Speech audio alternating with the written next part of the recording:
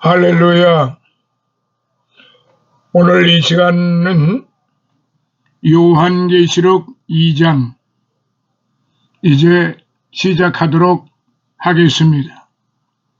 요한계시록 2장과 3장은 사도 요한을 통해서 환상으로 7 교회에 나타나신 예수님, 그리고 그 7 교회에 대한 형편, 성격, 여러 가지 상황에 대해서 이제 2장, 3장에 말씀을 하셨습니다.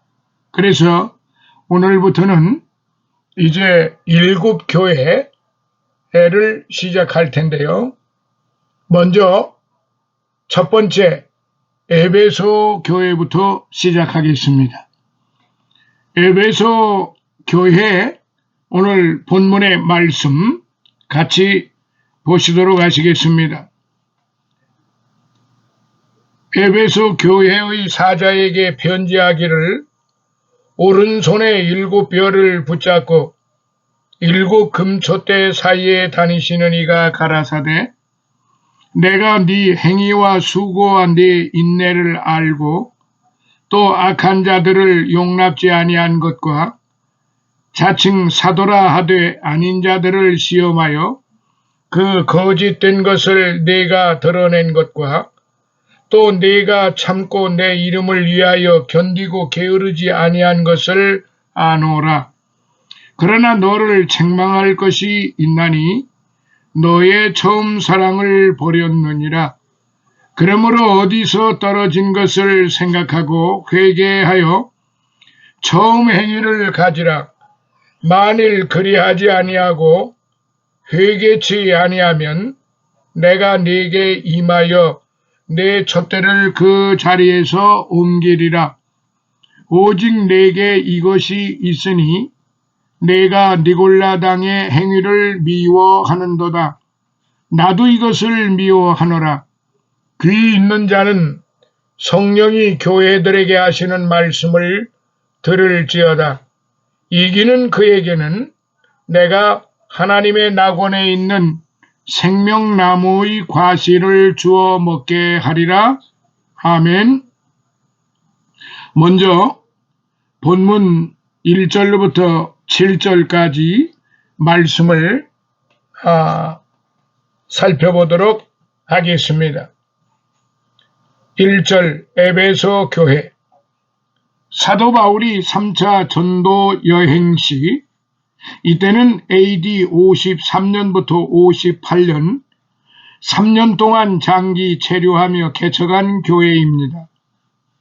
당시 에베소에는 상업, 무역, 교통, 정치, 행정의 중심 도시요 아시아주의 수도로서 많은 사람들의 왕래가 잦았습니다.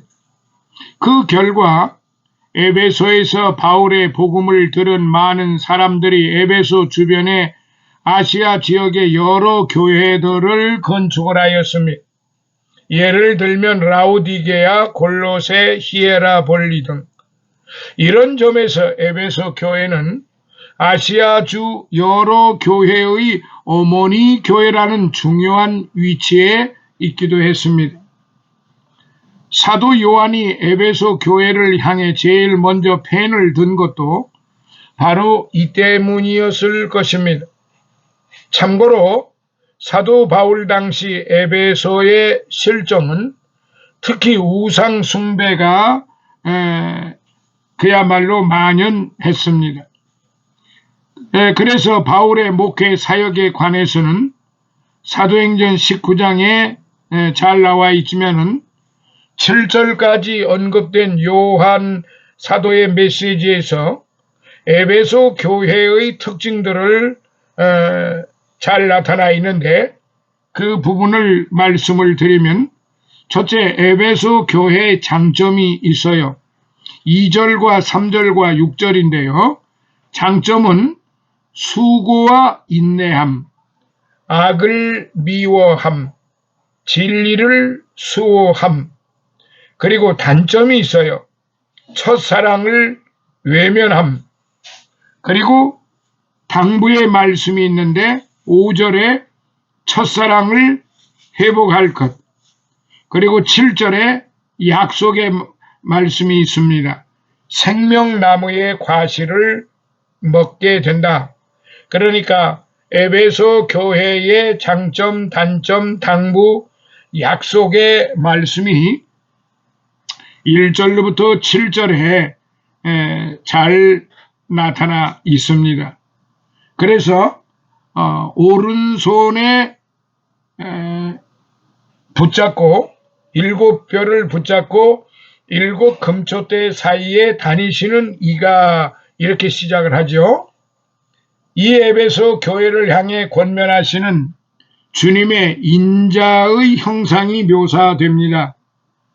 여기서 붙잡다라는 것은 강권적으로 유대 관계를 맺는 것을 의미하는데요.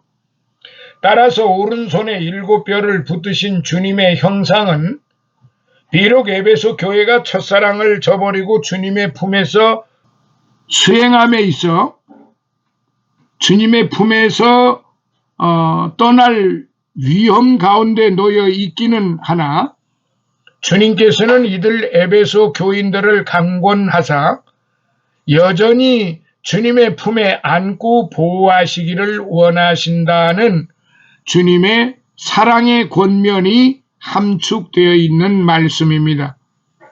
한편 여기서 아시아 7 교회에 비친 주님의 형상을 비교하면은 이렇습니다.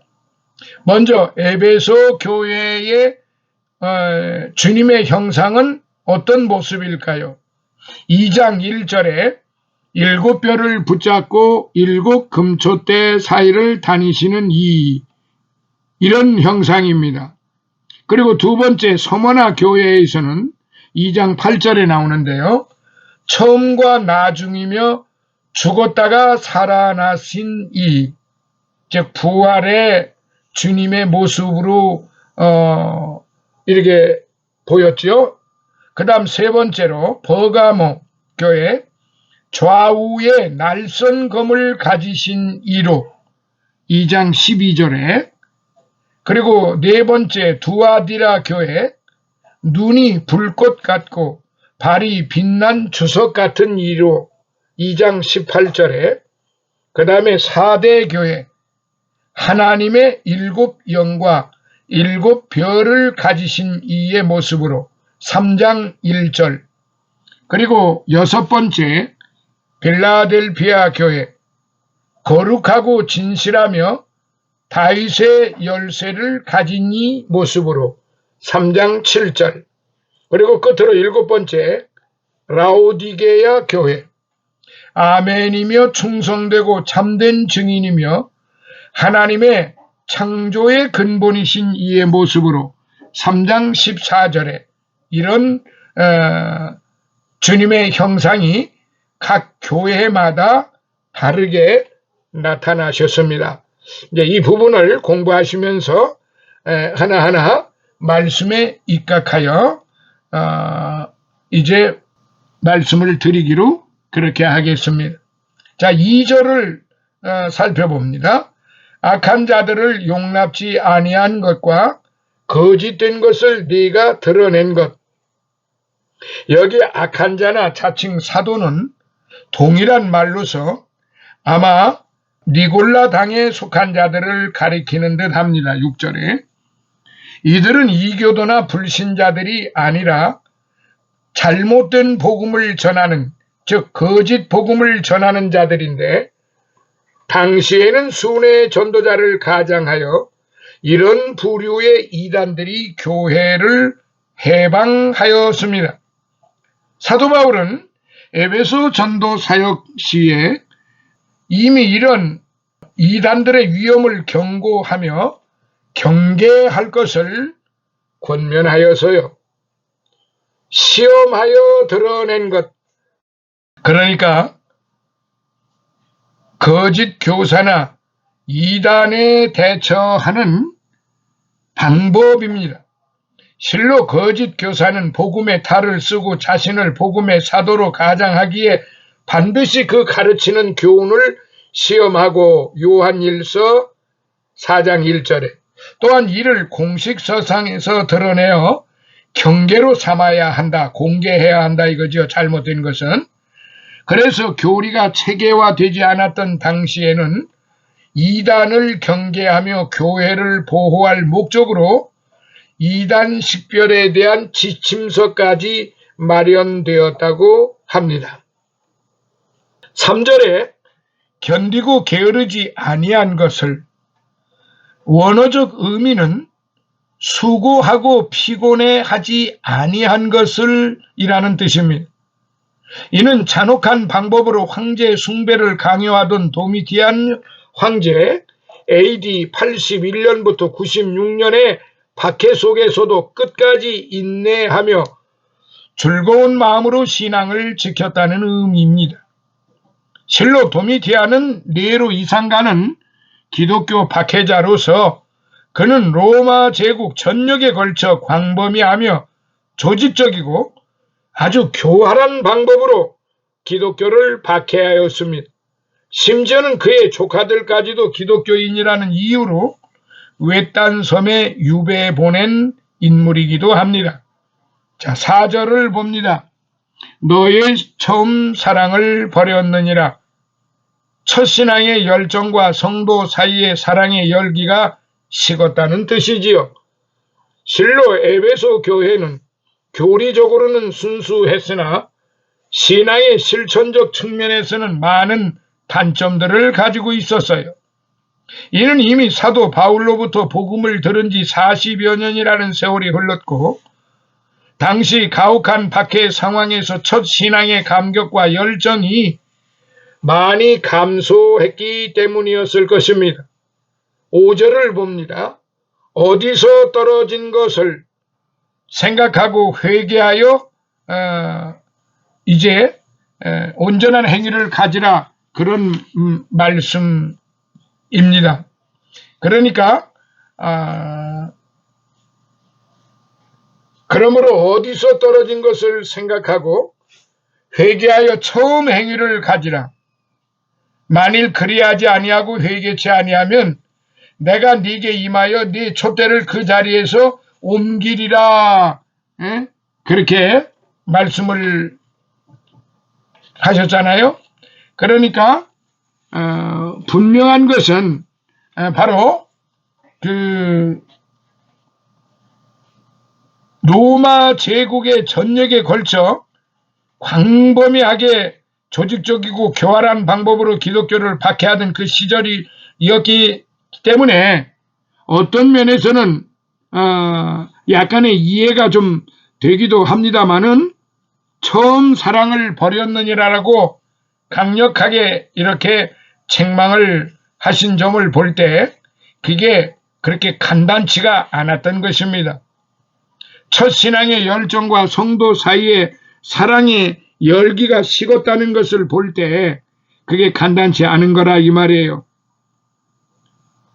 사도 바울로부터 복음을 들은 지 40여 년이라는 세월이 흘렀어요. 당시 가혹한 박해 상황 속에서도 첫 신앙의 감격과 열정이 많이 감소했기 때문에 어디서 떨어진 것을 생각하고 회개하여 처음 행위를 가지라. 어디서 떨어진 것을 생각하고 회개하여 처음 행위를 가지라. 처음 행위가 뭐냐? 사랑이라 이 말이에요. 여기 말씀을 보면 회개의 3단계입니다. 먼저는 복음을 들은 당시의 감격과 열심을 회상하는 거예요. 그리고 다음은 과거에 신실했던 신앙의 자세와 현재의 부정한 삶의 태도를 비교하여 과거에 정결했던 모습으로 돌이키는 것이지요. 그리고 마지막으로는 회개한 자답게 죄의 열매를 맺지 말고 행위로서 성령의 거룩한 열매를 맺는 것입니다. 내 촛대를 옮기리라 말씀하셨잖아요. 머리 대신 그리스도와의 유기적인 관계가 단절된다는 것입니다. 생명력을 잃어버린다는 것이에요. 즉 죽은 교회가 될 것이라는 그런 의미라고 볼 수 있습니다. 자, 6절에 니골라당, 복음 안에서 기독교인의 자유를 악용하여 도덕 폐기론을 주장하던 이단 집단입니다. 이들은 우상을 숭배하고 행음을 서슴없이 자행하였습니다.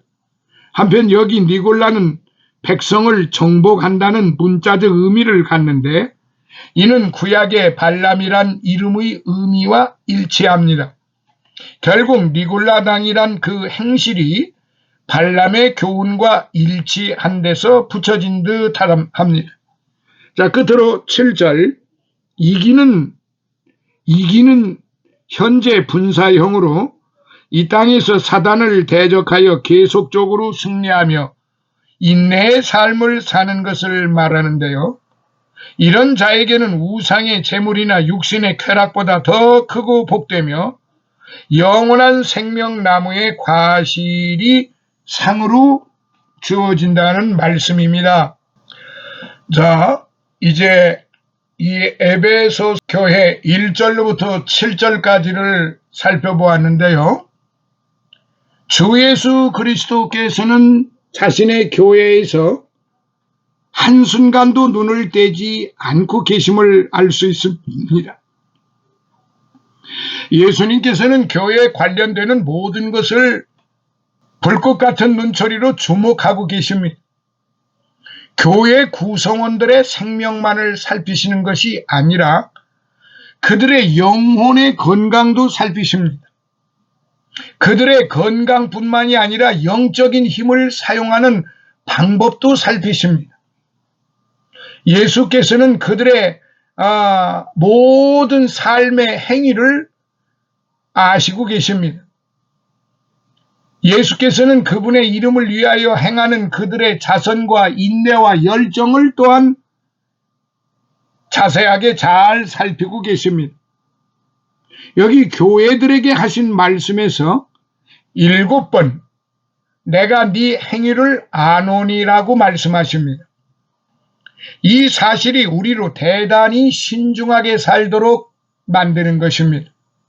물론 온 세상이 하나님의 눈 아래 있지만 교회에 대해서는 한 돌에 7눈이 있느니라라고 구약성경 스가랴서 3장 9절의 말씀이 해당이 됩니다.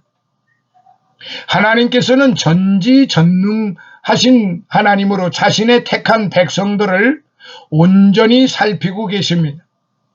그리고 온전히 머리끝에서부터 발끝까지 다 알고 계십니다. 그가 무슨 생각을 하고 있는지, 무엇을 하고 있는지, 앞으로 무엇을 할 것인지 주님은 그걸 다 알고 계신다는 말이에요. 농부는 자신의 모든 소유지에 대하여 눈을 떼지 않아요. 그러나 그의 주요 관심사는 그의 가족입니다. 왜냐하면 농부는 농사를 어떻게 잘 지어야만 알곡을 수확할 수 있을까? 그렇게 신중하게 그리고 골몰이 아주 세세하게 생각을 하고 연구를 합니다. 하나님은 자신의 자녀들을 향하여 결단코 분초 찰나도 눈을 떼지 않으시는 하나님이세요.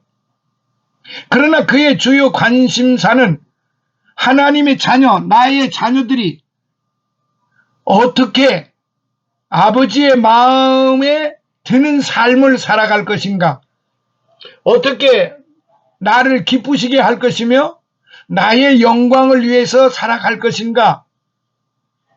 그 아버지는 그 자녀들을 그렇게 살게 하기 위해서 온갖 심혈을 다 기울이신다 이 말이에요. 모든 피조물의 소유주인 우리 하나님의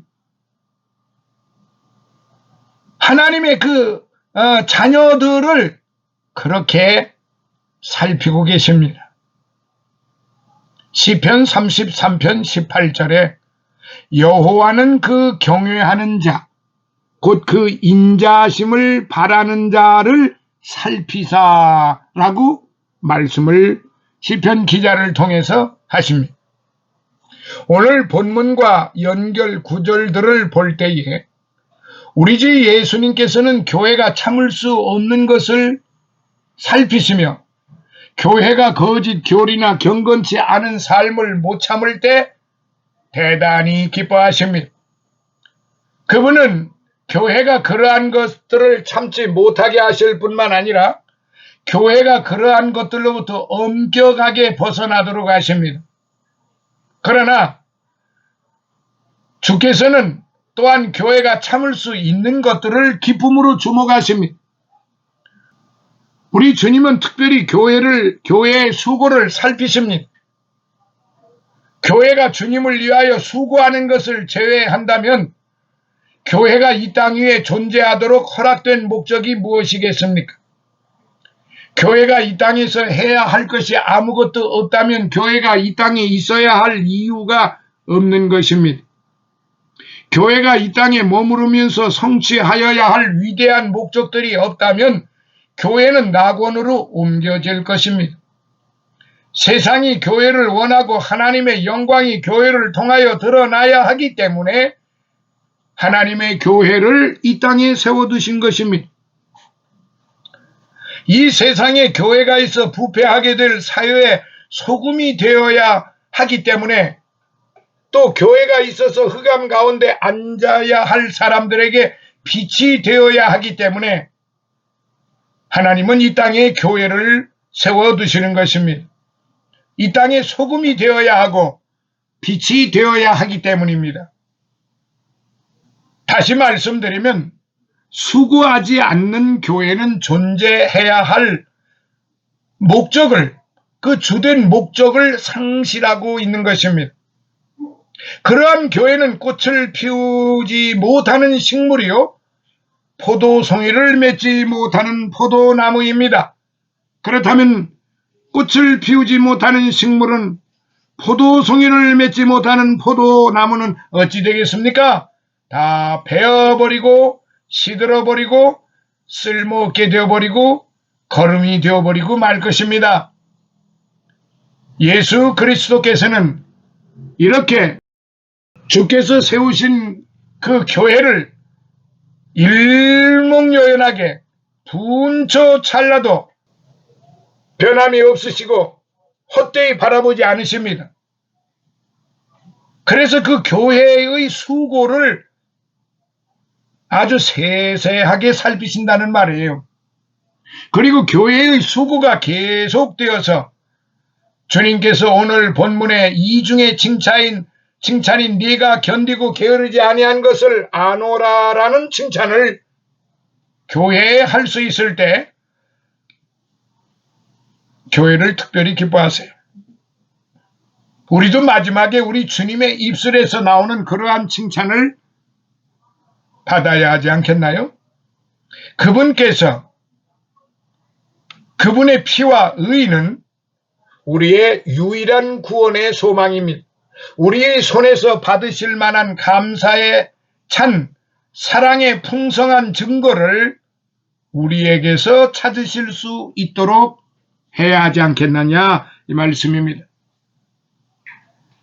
그래서 오늘 우리가 깊이 생각하고 돌이켜봐야 될 것은 네가 견디고 여기 원어를 살펴보면 견디고란 뜻 외에 수고하고라는 뜻도 있습니다. 네가 수고하고, 자, 수고한다는 것은 많은 힘을 내어서 일한다는 것을 의미하잖아요. 아주 중요성을 띠고 하는 일을 의미합니다. 그것은 힘든 일, 격렬한 노력, 원기왕성한 행동을 뜻하는 것입니다. 사람들이 일을 하지만 수고하지는 않을 수 있어요. 자신들은 일하는 사람들이라고 주장하지만 어떤 일을 하면서 수고하는 것에는 미치지 못하는 사람들이 많은 것이 두려워요. 수고하는 것에는 미치지 못하고 일하는 예수 믿는 사람들도 있습니다. 그들의 일과 같은 일을 하는 데에는 한 마리 나비의 수명도 다 사용하지 못할 만큼 짧은 시간이면 충분합니다. 자, 들어보세요. 그리스도를 위하여 일을 할 때에는 전력을 다하여 일하여야 합니다. 우리가 복음하에 있다 하여 율법하에서 요구되는 사랑보다 더 적은 사랑을 바쳐서는 결코 안 됩니다. 여러분은 이 사실을 율법이 지혜롭게 말하고 있는 것을 압니다. 너는 마음을 다하고 성품을 다하고 힘을 다하여 네 하나님 여호와를 사랑하라. 예수 그리스도께서는 확실히 그러한 사랑을 받으실 만한 분이십니다. 우리가 주님을 위하여 수고할 때는 노예들처럼 부주의하고 무관심한 태도로 하여서는 안 됩니다. 그 반대로 연인들의 열정과 정열적인 자들의 헌신으로 하여야 합니다. 세상의 어느 주인은 푸대접을 받을 만하다 할지라도 하늘에 계신 우리 주인은 그런 분이 아니시잖아요. 우리는 그분께 너무나 많은 은혜를 입었으므로 그분을 공경하고 싶어 합니다. 세상의 다른 곳에서는 게으른 종이 책망을 받을 수 있지만 지극한 보혈로 우리를 구속하셨던 그분을 섬기는 데 있어서는 결코 그런 일이 있을 수 없다는 말이에요. 그러므로 교회는 단순히 일하는 교회가 되어서는 안 됩니다. 대단히 많은 수고를 하는 교회가 되어야 한다는 말입니다. 전력을 다하여 일하는 교회, 수고하는 교회가 되어야 하지요. 비유를 들어서 말한다면 우리는 우리의 증기기관의 능력을 최대한으로 가동하여야 하며 엔진을 맹렬하게 운전하여야 합니다. 헛되이 써버리도록 허락될 수 있는 힘이 우리에게는 없습니다. 우리는 단순히 걸어서 천국에 도달할 수는 없어요. 천국의 경주를 경주하여야 하며 부지런함과 열심으로 경주하여야 합니다. 사람이 진실로 수고할 때에는 상당히 많은 힘이 요구되어집니다. 그러므로 수고하는 것은 자기 부인을 함축하고 있습니다. 수고에는 사람의 힘이 소모되어집니다. 수고하는 사람의 이마에 뜨거운 땀방울이 어떻게 송알송알 맺히는가 보세요. 계속 수고할 때 그 땀방울이 어떻게 흘러내리는가 보십시오. 수고하는 사람은 쉬고 싶기 때문에 자기를 부인하여야 합니다. 그는 아마 저쪽 기둥에 처 기대고 있는 동료를 보며 저쪽 잔디 위에 편안히 쭉 펴고 누워있는 동료도 볼 것입니다. 그는 그렇게 할 수가 없습니다. 그는 수고합니다. 그는 자신이 그렇게 할 수 없음을 압니다. 그는 자신이 해야 할 일을 하기 위하여 자신의 안락을 제쳐둡니다. 교회가 교회다우려면 그렇게 해야 된다는 말이에요.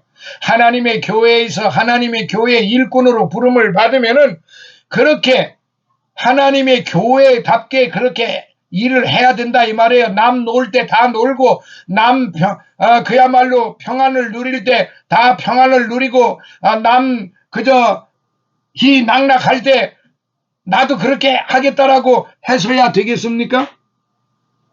슬프게도 많은 신자들이 자신들의 고백이 조롱거리가 되지 않게 할 만큼 성실하지 못한 것도 있습니다. 전날에 오늘 우리의 삶을 한번 돌이켜보면은 그렇습니다. 오늘 우리의 삶이, 나의 마음이, 나의 생각이, 나의 행동이 우리 주께서 기뻐 받으실 만큼 그렇지 못할 때가 너무나도 많다는 사실을 우리는 부인할 수가 없습니다. 우리는 이렇게 고백하고 이렇게 노래해야 합니다. 나의 하나님을 너무나 사랑하기에 나를 위해 얼마를 남겨둘 수 없고 하나님께 드려야 할 의무가 없다 할지라도 나는 하나님께 내 모든 것을 드리리라. 사랑하시는 성도 여러분, 우리는 이렇게 노래하면은 얼마나 좋을까요? 수고는 제가 지금까지 말씀드리려고 애쓴 많은 노력만을 의미하는 것이 아니라 그러한 상태의 연속을 의미하는 것입니다. 수고는 잠깐 했다 말았다, 하고 싶으면 하고 말고 싶으면 말고, 그게 수고가 아닙니다. 수고는 지속적으로 연속을 의미하는 것입니다. 어떤 사람이 노동자의 연장을 위하여 얼마 동안 힘써 노력하는 그 모습을 보였다 할지라도 그 일을 끝마치기까지 계속 일하지 않는다면 그 사람은 결코 수고하는 사람으로 인정받을 수가 없습니다. 잠시 동안 일을 하고서는 만족하며 나는 수고가 무엇인지 실제적인 경험을 했어, 그리고 더 나아가서 그 일이 내게는 맞지가 않아 라고 말했다면, 그리고 연장을 팽개치고 신사처럼 아니한 옛 생활로 되돌아갔다면 그는 결코 수고한 사람이 될 수가 없습니다. 그는 단지 수고를 그저 장난삼아 해본 것뿐입니다. 그것이 전부입니다. 우리는 하나님을 위한 봉사를 간헐적으로 이따금씩 하는 사람을 너무나 많이 알고 있습니다. 그들은 발작적으로 이따금씩 노력합니다. 그러나 곧 끝나버립니다. 그들의 발작적인 열정은 오늘은 거의 발작처럼 그렇게 뜨겁다가 내일은 더 놀랄만한 무관심으로 이어지기도 합니다. 만일 교회가 수고한다는 말을 듣는다면 그것은 교회가 그 힘을 규칙적으로 발휘하는 것을 의미하는 것입니다. 마치 태양과 달이 그 궤도를 계속 행하는 것과 같습니다. 태양과 달은 번쩍하고 사라지는 것도 아니며 급류처럼 잠깐 동안 거품을 내고 흘러가 버리는 것도 아니에요. 오히려 강처럼 꾸준히 계속 흘러갑니다. 태양과 달은 그들의 필생의 사역을 꾸준히 감당합니다. 능력을 다하여 계속 잘해내고 지치지 않습니다. 그것이 긍정적인 칭찬입니다. 사랑하시는 성도 여러분, 오늘 저와 여러분들은 오늘의 이 에베소 교회를 통해서 주시는 교훈이 얼마나 귀중한 것인가를 우리는 알아야만 합니다. 오늘은 시간이 좀 경과됐네요. 오늘은 여기에서 마무리를 하도록 하고요. 에베소 교회 두 번째 시간은, 두 번째 말씀은 다음 시간으로 또 진행하도록 그렇게 하겠습니다. 감사합니다. 할렐루야.